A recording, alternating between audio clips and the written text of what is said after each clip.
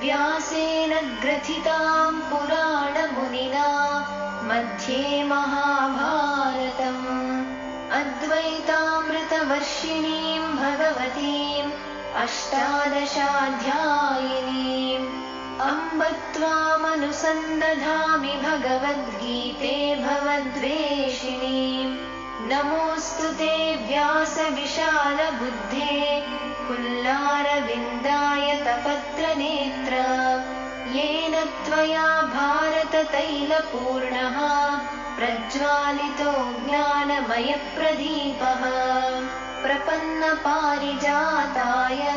स्तोत्रवेत्रैकपाणये ज्ञानमुद्राय कृष्णाय गीतामृतदुहे नमः। सर्वोपनिषदो गावो दोग्धा गोपालनन्दनः पार्थो वत्सः सुधीर्भोक्ता दुग्धं गीतामृतं महत् वसुदेवसुतं देवं कंसचाणूरमर्दनं देवकी परमानन्दं कृष्णं वन्दे जगद्गुरुं यं ब्रह्मा वरुणेन्द्ररुद्रमरुतः स्तुन्वन्ति दिव्यैस्तवैः वेदैः साङ्गपदक्रमोपनिषदैः गायन्ति यं सामगाः ध्यानावस्थिततद्गतेन मनसा पश्यन्ति यं योगिनो यस्यान्तन्न विदुः सुरासुरगणाः देवाय तस्मै नमः।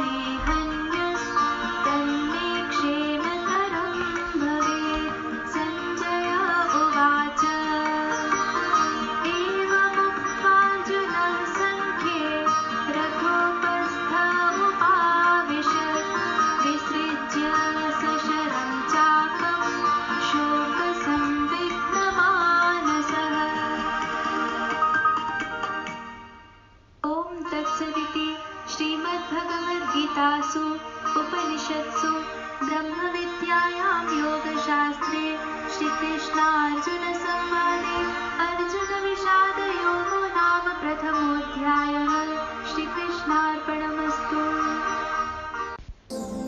This is the essence of the verses 40 to 47, and this brings the closure of the chapter 1. Kulakshaye pranasyanti kuladharmaha sanatanaha dharme nashte kulam krutsnam adharma abhibhavati uta. Adharma vibhavat Krishna pradushyanti kulastriyah strishu drushtasu vashneya jayate varna sankaraha. Sankara narakaya eva kulagnanam kulasya cha patanti pitara esham lupta pindoda kriyaha. Doshaihi etaihi kulagnanam varna sankara karakaihi उत्साद्यन्ते जाति धर्माः कुल धर्मा च शाश्वताः. उत्सन्न कुल धर्माणां मनुष्याणां जनार्दन नरके नियतं वासः भवति इति अनुशुश्रमा.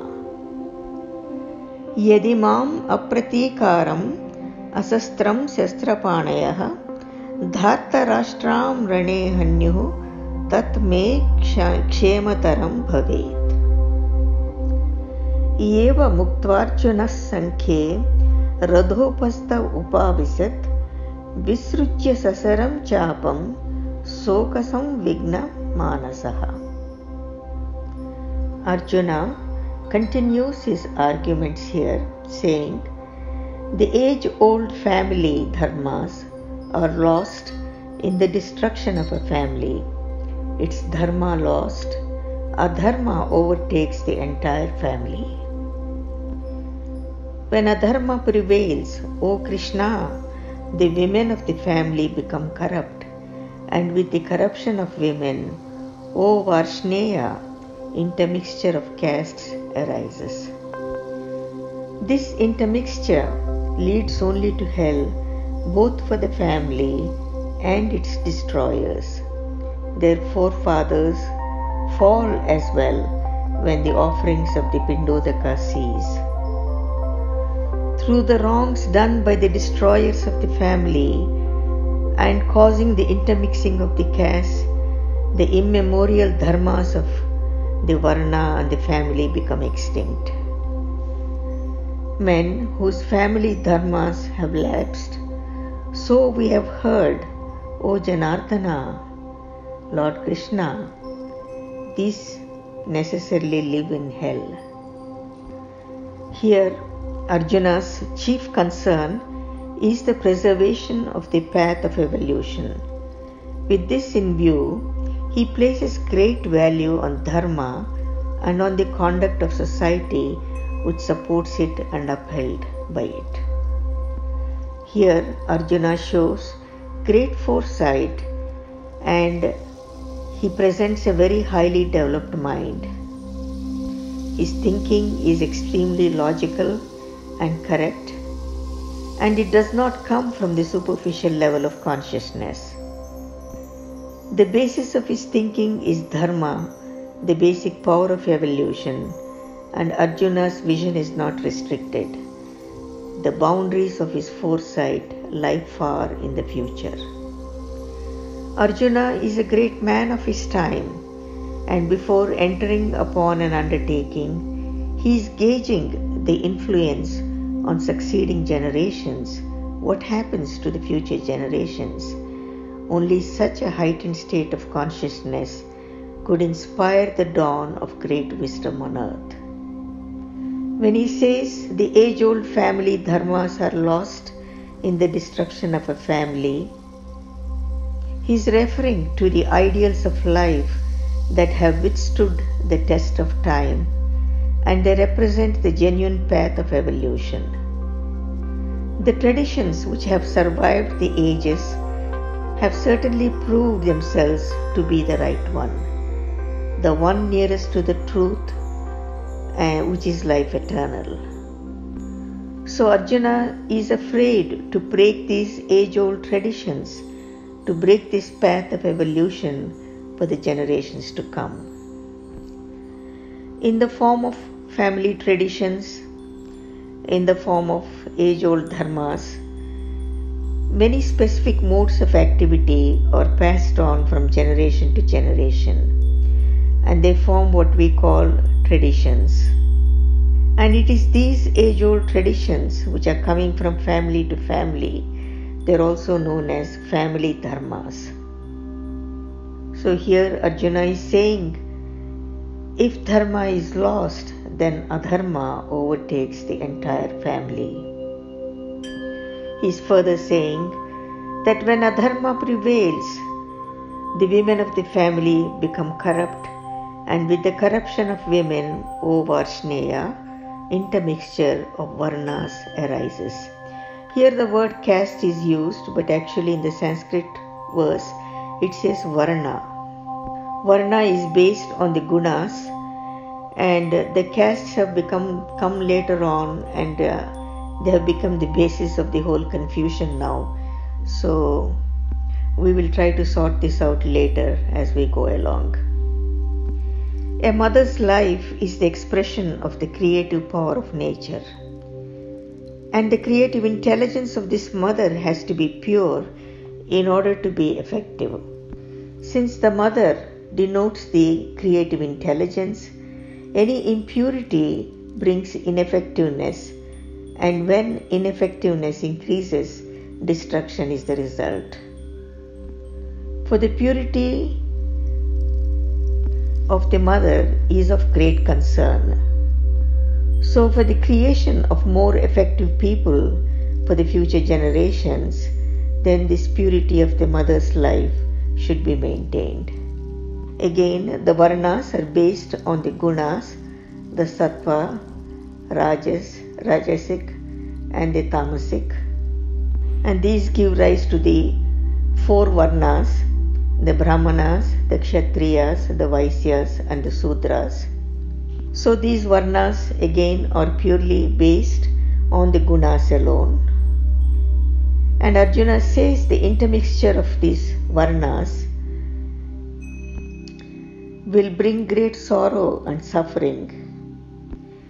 This is of great concern to Arjuna because he understands how difficult and dangerous it is to shift from one boat to another in a fast current of life. All beings under the tremendous influence of the mighty force of nature are held fast in the current of evolution, and each has his own specific course to follow. That means each has his own dharma to follow. If a man deviates from his own natural course, his own dharma, then it is like changing boats in a fast current. He has to struggle hard to maintain life, a struggle which is experienced as sorrow and suffering, and which gives rise to all problems on the path of evolution. This natural classification of varnas based on the gunas then will allow one to stay in one's own dharma, because depending on the aptitude and depending on the creative intelligence and other important characteristics belonging to this field of dharma, then each one has his own dharma to follow. So this becomes a natural and orderly evolution. Now Arjuna has been presenting many of these problems, the basic problems of life, through all through these verses of 28 to 46. And Lord Krishna is going to reveal this pure knowledge that will answer every problem. And the answer to every problem is that there is no problem. Let a man perceive this truth, and then he is without problems. This is the strength of the knowledge, the strength of Samkhya, the strength of the wisdom that offers instantaneous realization and which is going to be revealed by Lord Krishna. So here Arjuna continues his argument saying, this intermixture of varnas leads only to hell, both for the family and its destroyers. their forefathers fall as well, especially when the offerings of the Pindodaka cease. Arjuna's vision is perfect and his concern is genuine. The depth of his thought, his foresight, and love for human life and society inspire Lord Krishna to strengthen him with the wisdom of eternal liberation. Lord Krishna here is quietly listening to what he is saying in order to prepare him more thoroughly for this great blessing. Every sentiment expressed by Arjuna, every doubt raised by him, and every inquiry of his into the field of knowledge is being sympathetically received by Lord Krishna and will be answered by him to Arjuna's satisfaction. Purity of blood is at the basis of long life for a family and society, and this purity depends upon the preservation of ancient family traditions. Destruction of the social order is the greatest loss to a nation. Arjuna is viewing the battle with this vital consideration in mind, taking into account the life of many future generations. Pindodaka, according to the Vedic Karma Kanda, the exposition of karma or action, sons and grandsons are expected to perform certain rites and ceremonies in the name of their departed father and grandfather. The performance of these rites by the direct blood relations, according to the law of affinity, brings goodwill, peace, and satisfaction to the departed forefathers, wherever they may be in the field of evolution. Not only this, just as a child receives blessings and comforts from his parents, so the departed also bless their children. The Vedic performance of the Pindodaka connects the departed parents with their children on earth and serves as a channel through which the blessings flow. And again, Arjuna is continuing, saying, through the wrongs done by the destroyers of the family in causing the intermixing of varnas, the immemorial dharmas of varna and family become extinct. There are dharmas governing individual evolution, and then there are dharmas which connect and coordinate different individuals. These later are set primarily to govern the evolution of the society or a whole varna.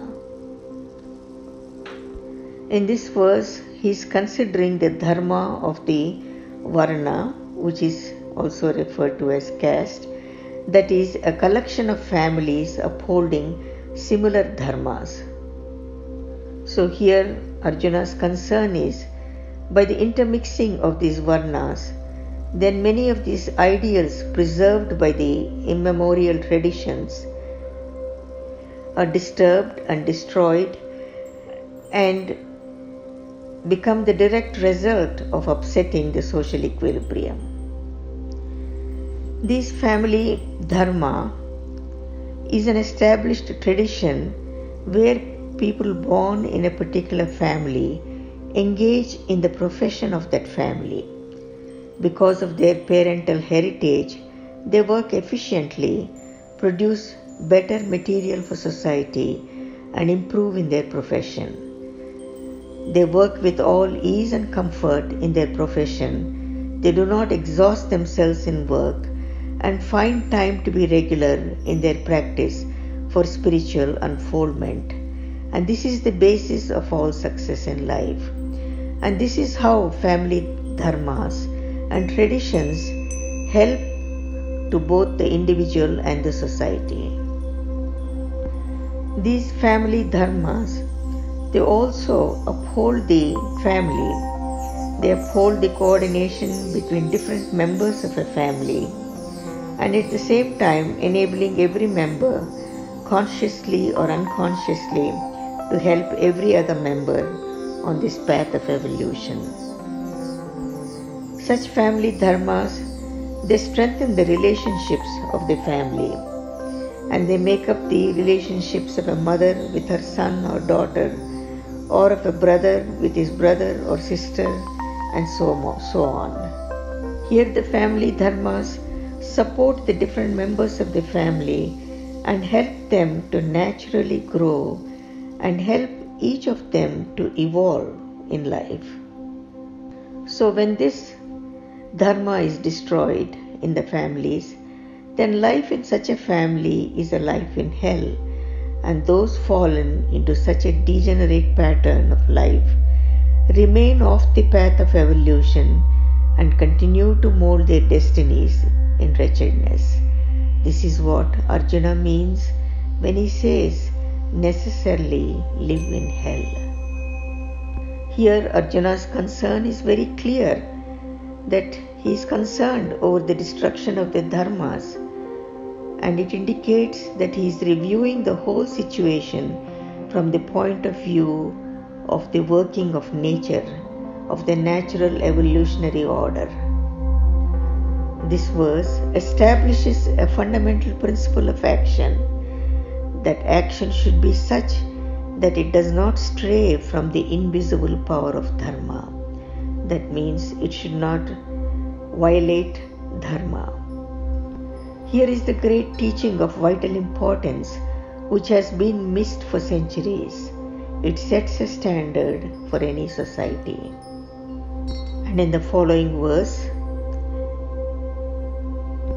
Arjuna says, once wisdom could fail one, and wrong decisions can result when these family dharmas have lapsed. Now Arjuna laments, we are resolved to commit great sin, in that we are prepared to slay our kinsmen out of greed for the pleasure of a kingdom. Arjuna feels sorrowful because he is going to sacrifice a greater end for a smaller gain. All of the family and varna dharmas are going to be sacrificed for the sake of his individual dharma. Arjuna calls this a great sin because he is aware that the establishment of righteousness is a cooperative enterprise. All men have to play their part in it, and this can be done only when family and varna dharmas are properly maintained by the individuals firmly established in their individual dharmas. The loss of family and varna dharmas or the caste dharmas is a calamity for the social order, a destruction of righteousness. It is a sin against God, and that is why Arjuna is saying this is a great sin.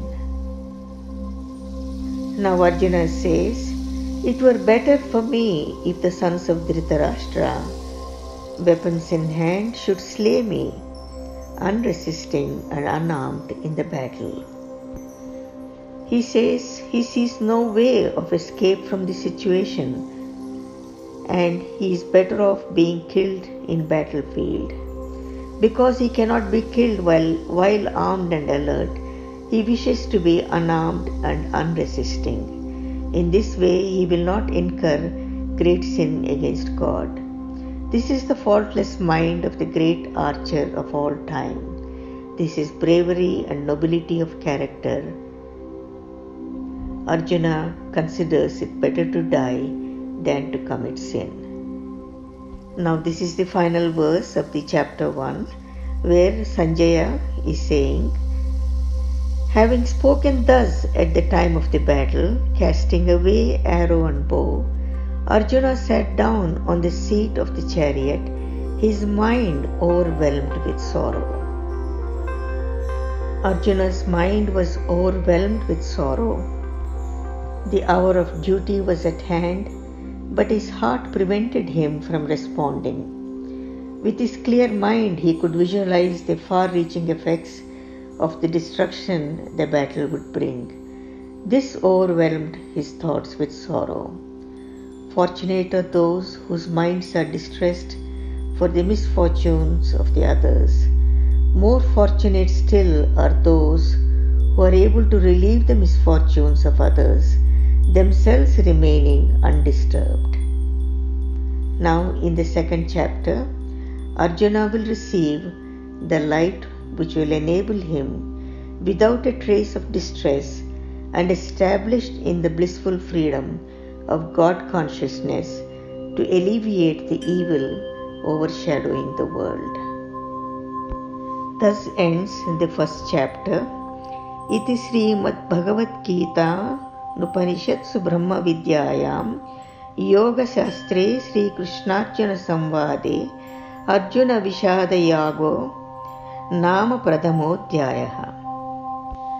Thus, in the Upanishad of the glorious Bhagavad Gita, in the science of the Absolute, in the scripture of Yoga, in the dialogue between Lord Krishna and Arjuna, ends the first chapter entitled The Yoga of the Despondency of Arjuna.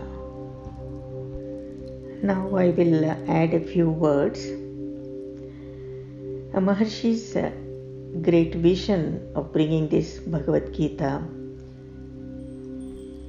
is to help enlightenment, to bring enlightenment to one and all. Bhagavad Gita is referred to as Upanishad, and an Upanishad is the experiential knowledge of the consciousness. So, consciousness is the basis of all Vedic knowledge and also of our existence, of who we are. We are the unmanifest eternal being, the Atma, and we are also the relative consciousness, which we see as matter, as name and form, as mind, senses, ego. So, our goal should be to experience this consciousness, to experience the subtler aspects of the relative consciousness, and to finally arrive at the absolute consciousness or the being, and to cognize that you are that.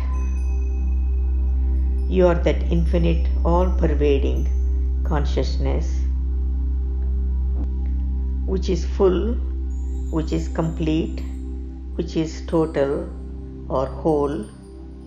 Just as we say in the verse, Om Purnamada Purnamidam Purnat Purnamudachyate Purnasya Purnamadaya Purnamevavisishyate. And its meaning is Om, that is complete, full, perfect. This is complete. From the completeness comes the completeness.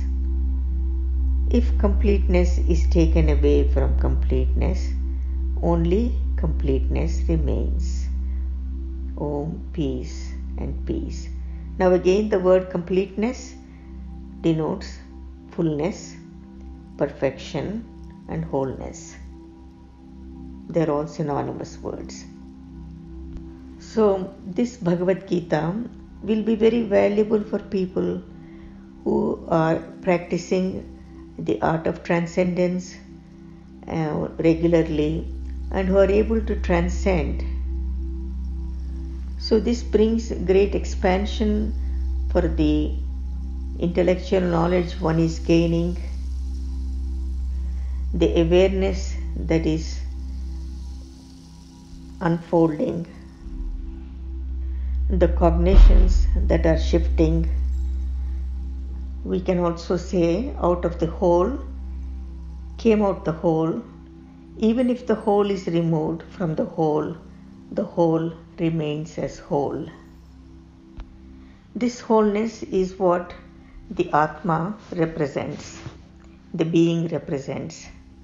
For one who has realized his Atma, the self-realization, he understands or has the cognition that he is infinite, all-pervading, and he is full and complete. He is not limited. and integrated with all the parts of the whole.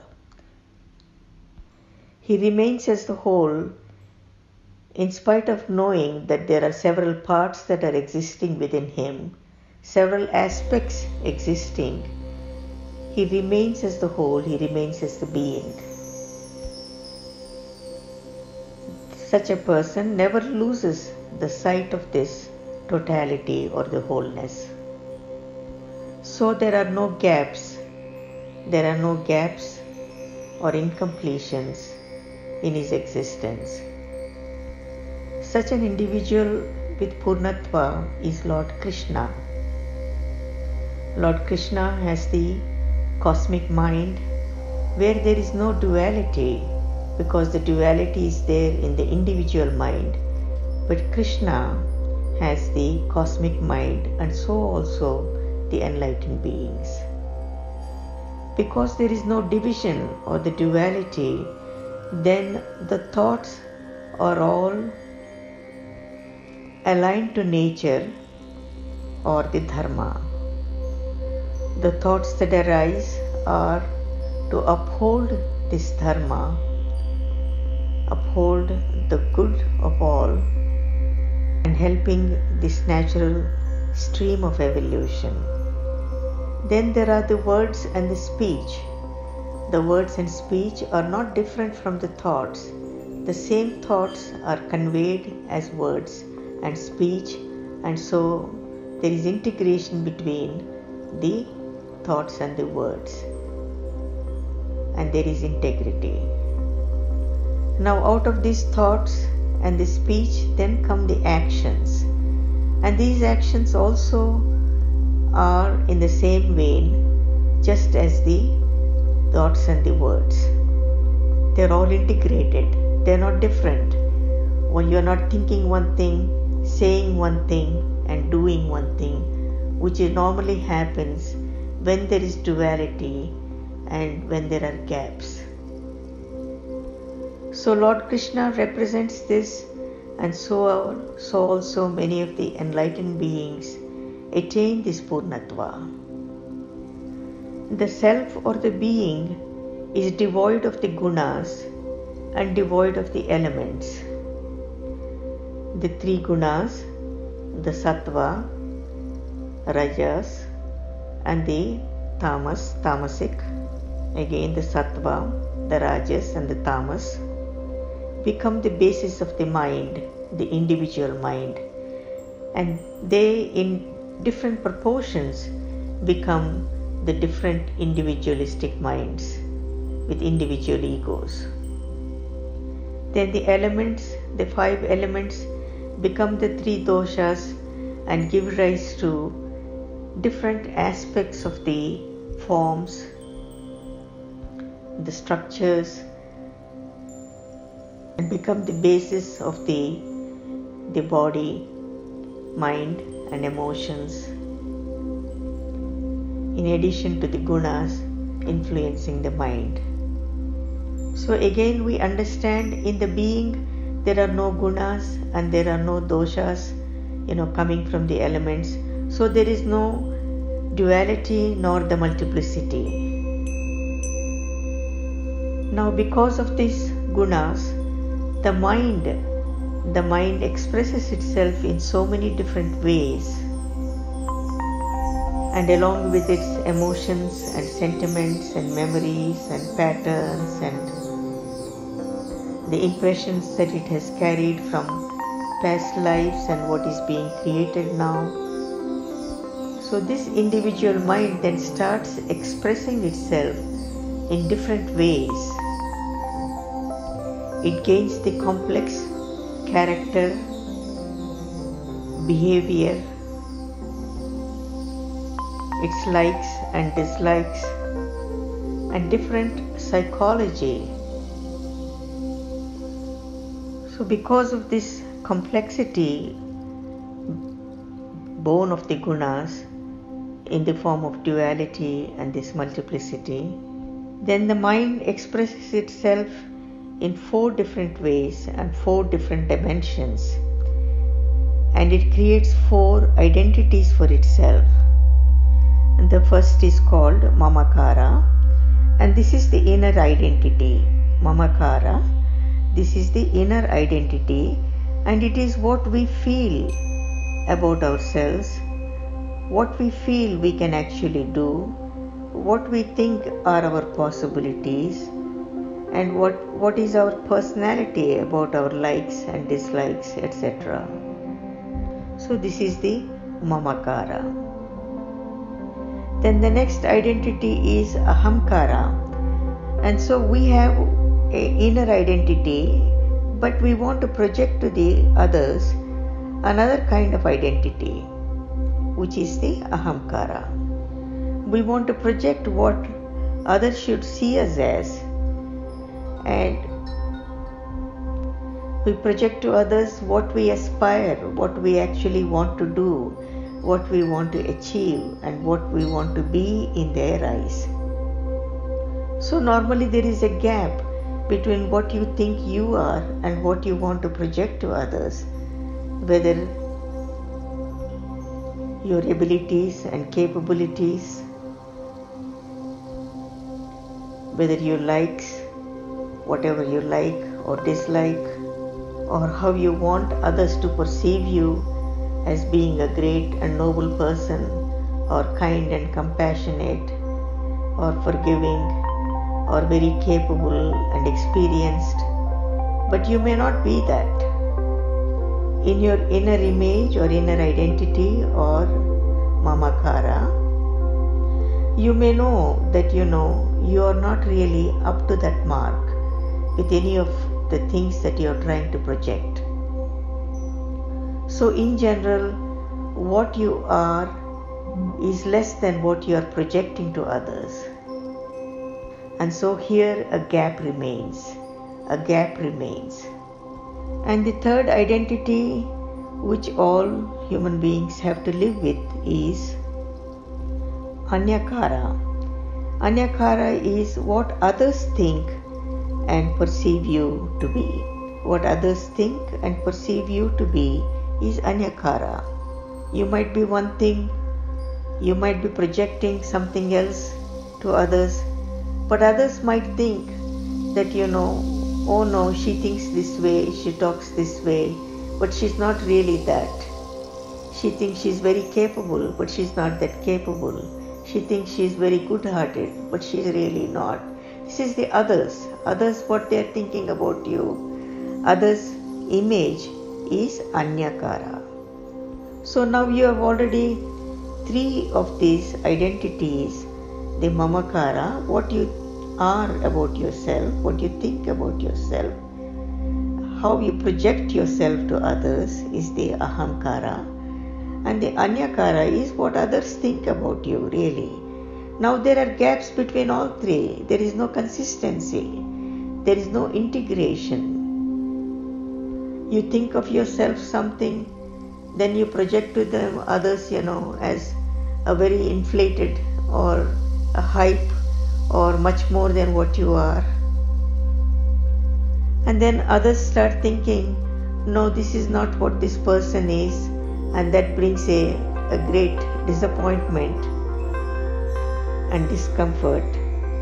Then there is the 4th identity, which is called Swanyakara. Swanyakara is what we think about life and what we think about others, or what we perceive as our value system and beliefs. So how we perceive the world, how we perceive life in general, how we perceive others, how we judge and value others, and our belief systems and value systems in terms of our traditions, faith, religion, so many things. And this is Swanyakara. So one carries these 4 identities, and there are gaps because there is not the completeness. So one's whole goal is to attain this integration and integrity, to be the same with your Mamakara, Ahamkara, Anyakara, and Swanyakara. Here we see Lord Krishna. He is always the same, whether what he is thinking, how he is acting, how others perceive him, or how he sees the world, because he doesn't see anything which is not the self, because he is Brahman and he sees everything as that Brahman only. He is divine and he sees everything as the divine only. It's only by raising the consciousness along with the intellectual knowledge and intellectual aware and the self-awareness that one can bridge these gaps and rise to wholeness. Then the integration comes with the thoughts, with the speech, and with the actions. And what you think you are on the inside is what you show to others. And the others also perceive that you are what you are. And then with this, you see the world also as that wholeness, as that divinity, as that pure consciousness. These four identities should be brought into alignment so that they are aligned and integrated. And this cannot be done just by an intellectual understanding again, or just by self-awareness. The consciousness has to rise, and when the consciousness rises, then everything rises with it. The mind will rise, the sattva will rise in the mind. The mind will become more integrated, more responsible. It will develop more Shraddha. Shraddha is called authenticity. Then your mind expands much more than the individual mind and becomes the cosmic mind. When it becomes the cosmic mind, then you're all the time wanting to enrich everyone and everything around you. You want to be responsible not only for yourself but for others. And you want to be authentic, or you want to have Shraddha and reach the highest potential, the peak performance or the full potential. You become integrated to your thoughts and to your words and to your actions, integrated to your gurus, integrated to your duties and dharma. It is the confusion, the non-alignment between all these identities that is responsible for all our dilemmas, our inauthenticities, our sufferings, and everything that we know. It is only by raising the sattva in the mind and by raising the consciousness, gaining the higher states of consciousness, leading to enlightenment, then the perfection dawns, then the completeness comes, then the wholeness comes. This brings an end to the duality and to this multiplicity, and everything becomes integrated. There is full integration. One never loses the sight of being. One exists as the being and enjoys everything in the relative.